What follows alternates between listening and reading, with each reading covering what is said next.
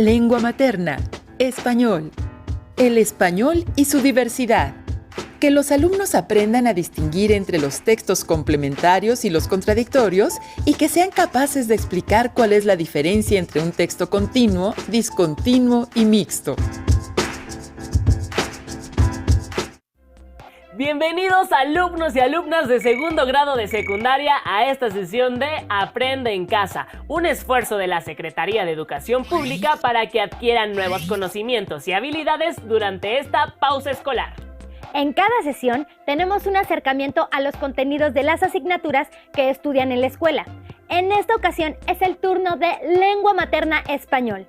Antes de iniciar, los invito a anotar las ideas principales y las preguntas que puedan surgir a lo largo de la sesión para que las integren a su carpeta de experiencias y al regresar a clases las presenten a sus docentes y compañeras y compañeros para enriquecer su aprendizaje. Sin mayor preámbulo, comencemos. Hablaremos de la diversidad lingüística y cultural de los pueblos hispanohablantes, en particular del español. Esta lengua es hablada por millones de personas en el mundo, por lo que surgen preguntas como ¿hay una manera correcta de hablarla? O ¿cómo logramos comunicarnos con otros que también la hablan y viven en otros países? La difusión del español es esencialmente mediante la lengua escrita. Todos los días las personas lo escribimos en innumerables medios a nuestro alcance como correos electrónicos, cuadernos y aplicación del teléfono celular. Pero también lo vemos en los anuncios y letreros en la calle, entre otros muchos lugares. Para saber más sobre la forma en que una lengua como el español puede ser tan diverso en su vocabulario o en su gramática y al mismo tiempo tan entendible por quienes lo hablamos, los invitamos a ver el siguiente video titulado Una lengua unida. El español es una de las lenguas más utilizadas a nivel mundial, con aproximadamente 380 millones de hablantes. Pero aún hablando la misma lengua, no todos lo hacemos exactamente igual. Incluso, existen palabras que tienen significados distintos dependiendo de las regiones o países donde se usen. ¿Cómo es entonces que los hispanohablantes podemos entendernos a pesar de hablar de maneras distintas? Pues nos entendemos porque el origen de la lengua es la misma, incluso es más rica. Por ejemplo, en México yo me he dado cuenta que el español es más rico que el que hablamos en España. Yo creo que porque se ha conservado la tradición de las expresiones que nosotros hemos intentado hacerlas probablemente más anglosajonas. Aquí se permanece mucho más el idioma como se hablaba antiguamente, con unas expresiones mucho más ricas. Bueno, la principal razón es que tenemos una raíz de la misma lengua. Somos todos descendientes de españoles porque casi toda América fue colonizada por españoles. Entonces tenemos la raíz común que es el español, la lengua, lo que llaman la lengua materna. ¿Sabías que la Real Academia Española es la entidad que da rango de norma a los cambios que los hablantes incorporan a la lengua en el uso cotidiano? Cuando una lengua tiene numerosas variantes dialectales y sociolectales, es conveniente contar con una serie de reglas y un vocabulario que se consideren ejemplares y constituyen una lengua normativa. Este es el caso del español. Veamos un ejemplo.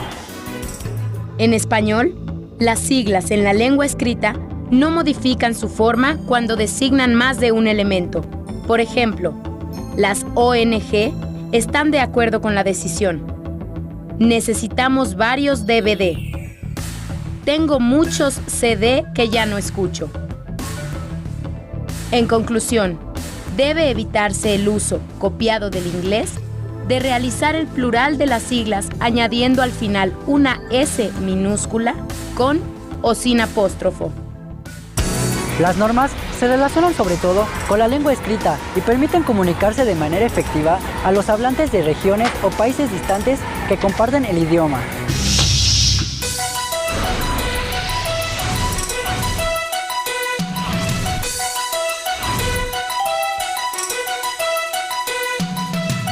Si te interesa conocer las distintas maneras de hablar el español en las regiones de México, te invitamos a que consultes en la biblioteca de tu escuela el Diccionario del Español Usual en México o algún otro en la biblioteca de tu localidad.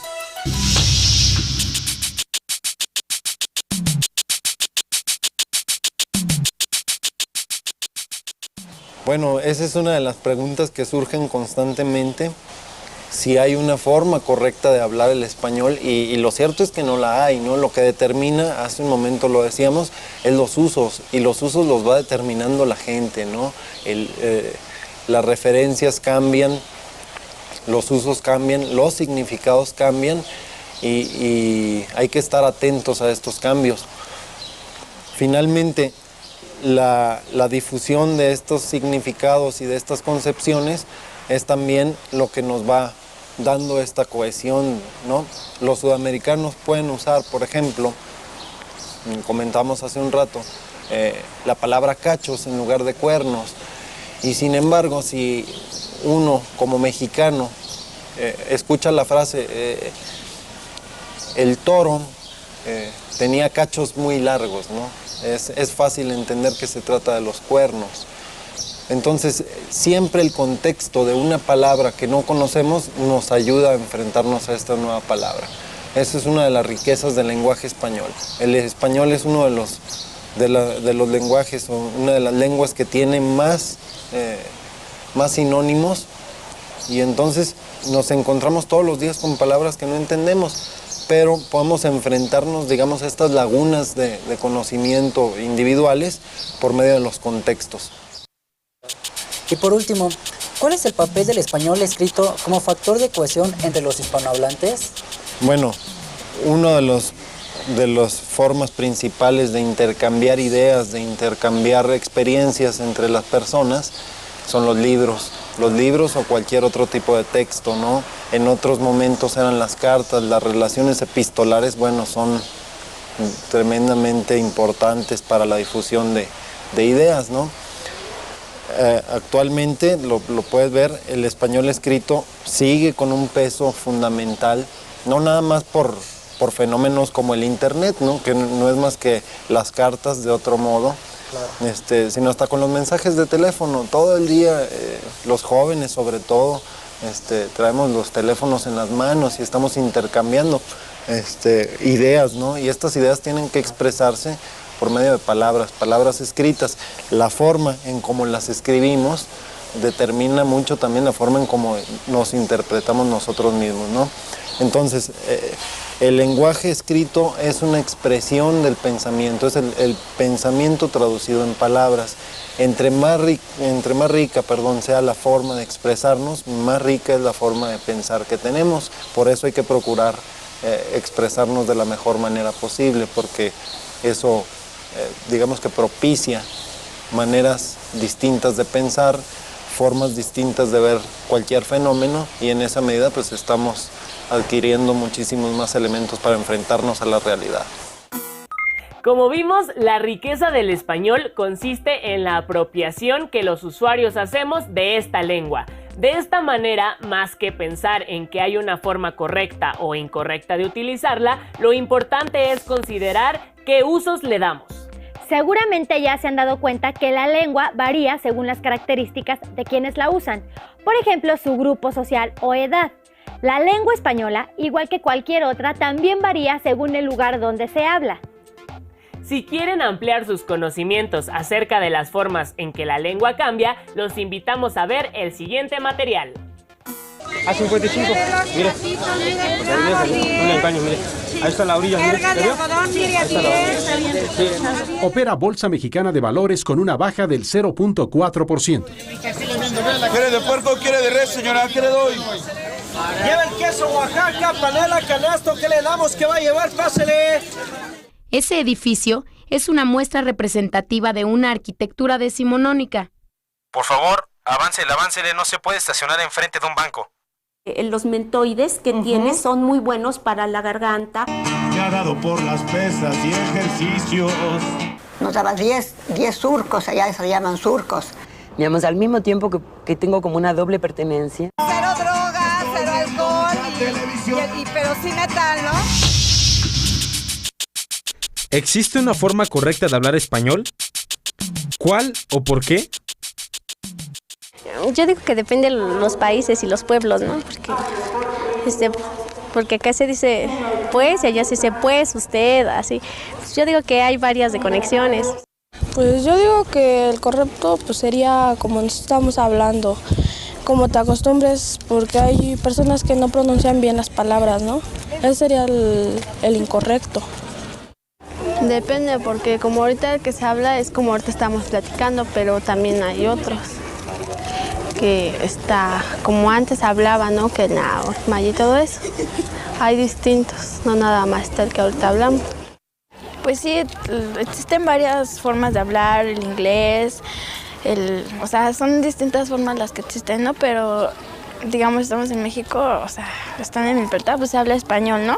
Y solamente tenemos así como que una forma correcta de hablar que es el español. Entonces, o sea, hay personas que tuvieron, o sea, hace tiempo vivieron, o sea, ellas conocieron distintas formas de hablar, como el latín, el maya, así, ¿no? Tantas formas de hablar. Y pues ahorita, o sea, nosotros estamos así como que en nuestra época, ¿no? Y tenemos el español, y, o sea, ese es el correcto, ¿no? Bueno, cada quien habla a su forma de ser, a su forma de vivir. Y todas las personas hablan diferente, aunque las personas quieran decir que tenemos una forma de hablar correctamente, eso no es verdad, porque ellos hablan de una forma y van a otros lugares y hablan diferente. Podemos identificar a las personas de diferentes regiones o ciudades por su manera de hablar. Así, reconocemos cuando alguien proviene de Monterrey, Mérida o el Distrito Federal. A las variedades de una lengua que se localizan en diferentes ámbitos geográficos se les llama dialectos. Por otro lado, a las variedades de una lengua propias de diferentes ámbitos sociales de una comunidad lingüística se les llama jergas o sociolectos. Por ejemplo, las expresiones que usa un médico son distintas a las que usa un abogado y las personas de las ciudades no hablan igual a las del campo. Los registros léxicos son variedades lingüísticas que una persona emplea en diversas situaciones sociales. Seguramente hablas de manera distinta con tus amigos que con tus padres o maestros. La forma de usar el lenguaje depende de muchos factores, como son la edad, el género, el nivel de escolaridad y las tendencias o modas, entre otros.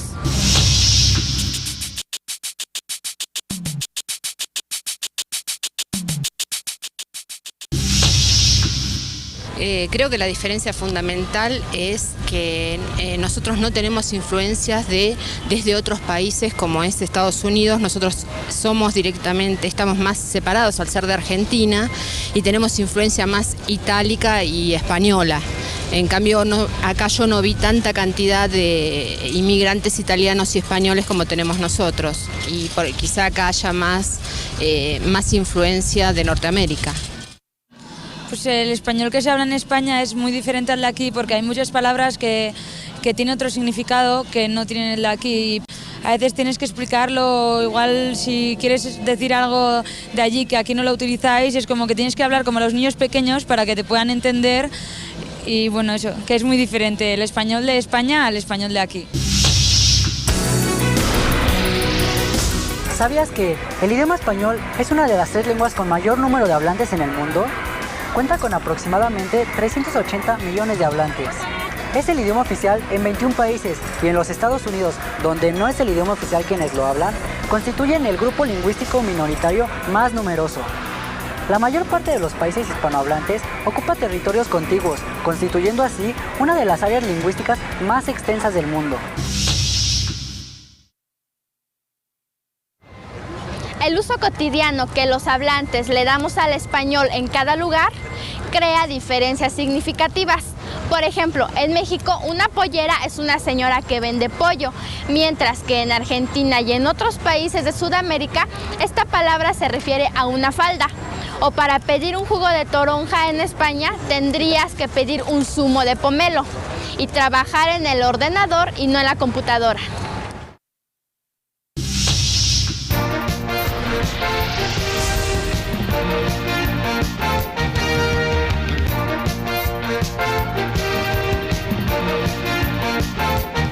Para saber más sobre regionalismos, te recomendamos visitar las siguientes direcciones electrónicas. En esta página encontrarás un diccionario de regionalismos, organizados por palabras, léxico y temas. Y en esta, un diccionario popular de regionalismos del mundo hispanoparlante. ¿Sabías que existen formas de hablar el español que son consideradas por algunos como correctas o deseables y otras como inferiores por estar ligadas a estereotipos sociales? Cuando una persona es excluida de algún grupo social o laboral por su forma de hablar, se trata de un caso de discriminación lingüística que está relacionada con prejuicios lingüísticos, ideas preconcebidas acerca de una persona solo por su forma de hablar. Por ejemplo, llamar a alguien culto, ignorante, fino, vulgar, naco, fresa. Por ello, la Ley Federal para Prevenir y Eliminar la Discriminación, que entró en vigor el 11 de julio de 2003, considera en su artículo 9 como forma de discriminación el tratar a alguien de manera distinta por su forma de hablar.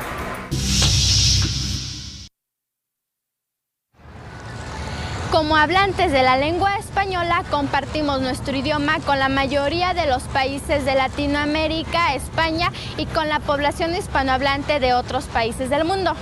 Nuestra lengua está viva y se transforma porque millones de personas la usamos diariamente para trabajar, aprender y convivir.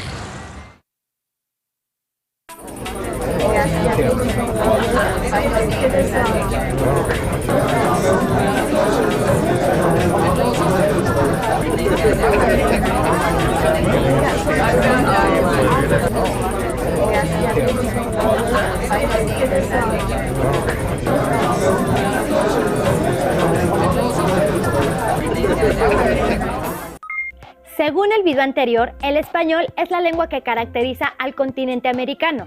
Incluso en Estados Unidos hay una población muy amplia de hispanohablantes, mientras que en Brasil un gran número de personas aprenden español, pues todos los países vecinos lo hablan, por lo que requieren de esta lengua por cuestiones de intercambio comercial y cultural. Por otra parte, el español es una lengua con una amplia historia, que ha tenido diversas influencias para conformar su vocabulario. Suena interesante, ¿no es así? Pues los invito a que nos acompañen a ver la siguiente cápsula para profundizar al respecto. En el programa anterior analizamos la diversidad de forma en que los hablantes de la lengua española usan, recrean y adaptan el idioma. Una lengua viva cambia constantemente y esto no es reciente. A lo largo de la historia, la lengua se ha enriquecido por el contacto entre los pueblos, las conquistas, las guerras o los intercambios de productos culturales.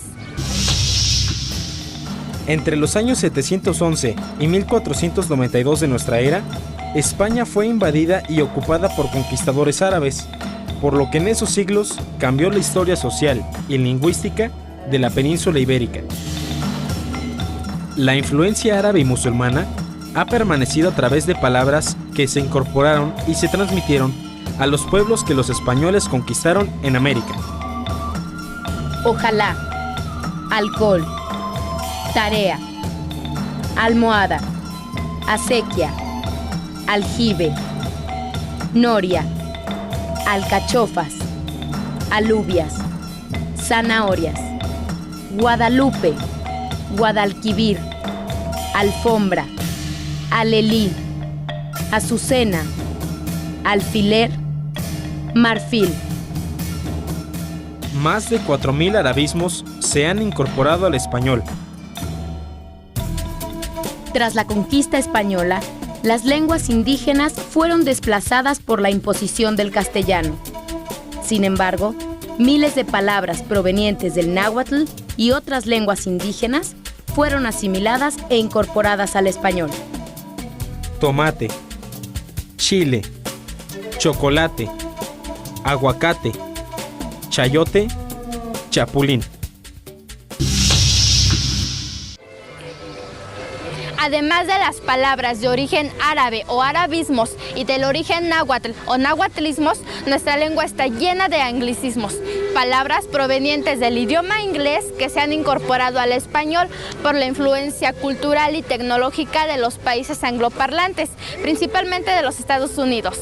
Los anglicismos y otros extranjerismos vienen a cubrir las necesidades de los hablantes para expresar conceptos para los cuales no existen palabras en español. Se trata de una clase de neologismos, o sea, palabras de nueva creación dentro de un idioma que pasa por una adaptación fonética y ortográfica. Algunos ejemplos son fútbol, hippie, ok, chat, jazz, champú y show. Nos dejaron como tarea investigar sobre las diversas formas de hablar el español, tomando en cuenta la influencia de los indigenismos y extranjerismos. El maestro nos explicó diversas formas en que podemos obtener la información. Una es investigar en libros, revistas, diccionarios, enciclopedias e internet. También poniendo atención a la forma en que habla la gente en la calle, en los programas de televisión o de radio, si tiene algún acento extranjero o si usan palabras de origen indígena. Otra forma es investigar por medio de entrevistas con personas de la comunidad, de otras localidades, países o etnias. Como recién observamos, el español tiene una gran influencia del árabe, de las lenguas originarias de América y recientemente del inglés. Todos estos idiomas han enriquecido nuestro vocabulario. Además, la historia de la lengua española también está llena de otros cambios. ¿Sabían que en el siglo XVII las palabras puesto que significan aunque? Las lenguas también cambian en sus sonidos. Por ejemplo, el sonido de la letra J no existía en el siglo XV, por lo que una palabra como el verbo dijo se pronunciaba dicho y se escribía con X. Lo que han visto en estos minutos les puede ayudar a reflexionar sobre las diversas ideas. Por ejemplo, ¿han leído alguna obra de teatro, novela o poema en español de otras épocas? ¿Qué les resultó fácil de leer y qué se les dificultó? ¿Pueden identificar entre las personas que los rodean a quienes comparten rasgos en común en su forma de hablar nuestra lengua, ya sea por su actividad o edad?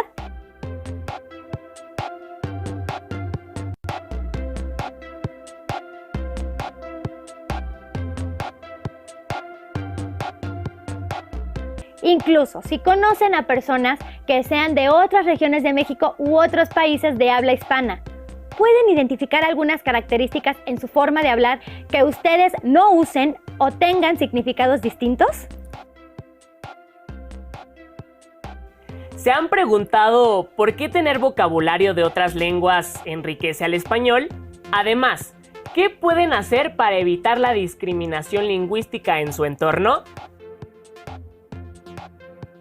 Los invitamos a platicar con su familia sobre estas inquietudes.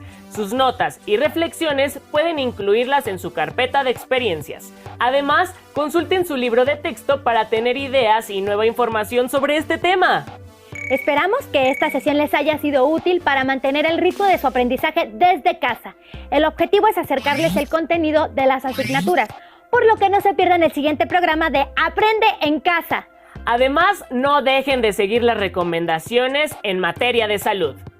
¡Nos vemos pronto!